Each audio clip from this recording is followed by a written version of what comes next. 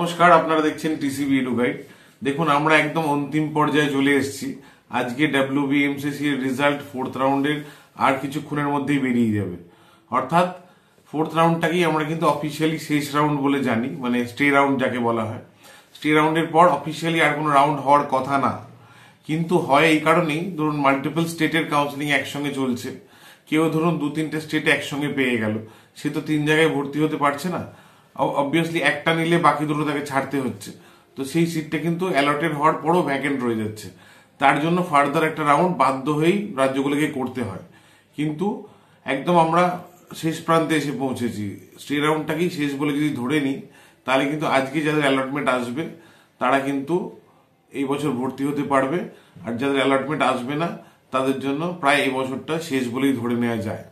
তো সেই জায়গা থেকে আমরা এক্সপেক্ট করছি যে অবশ্যই কাট অফটা কমবে, কারণ যেহেতু অল ইন্ডিয়া কোটায় 175 নেমে গেছে, প্লাস আমরা কিছু রাজ্যে দেখলাম রাজস্থান ত্রিপুরাতেও কাট অফটা নেমেছে।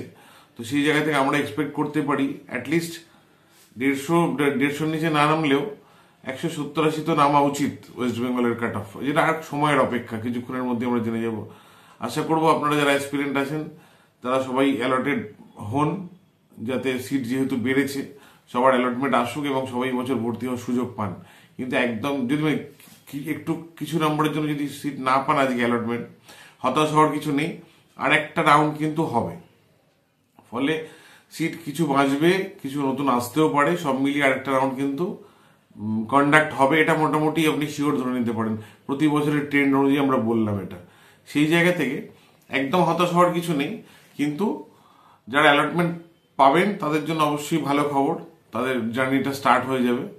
তো একটা ইম্পর্টেন্ট ইনফরমেশন বলার ছিল যে যারা অ্যালটমেন্ট পাবেন তাদের যদি ধরুন কোনো কারণে অ্যাডমিশনের সমস্যা হচ্ছে, ব্যাংক গ্যারান্টি সংক্রান্ত বলুন বা ফিজ সংক্রান্ত বলুন, তাহলে আমাদের সঙ্গে যোগাযোগ করলে আমরা সেই ব্যাপারটা সেটেল করে দিতে পারবো, 1 নম্বর।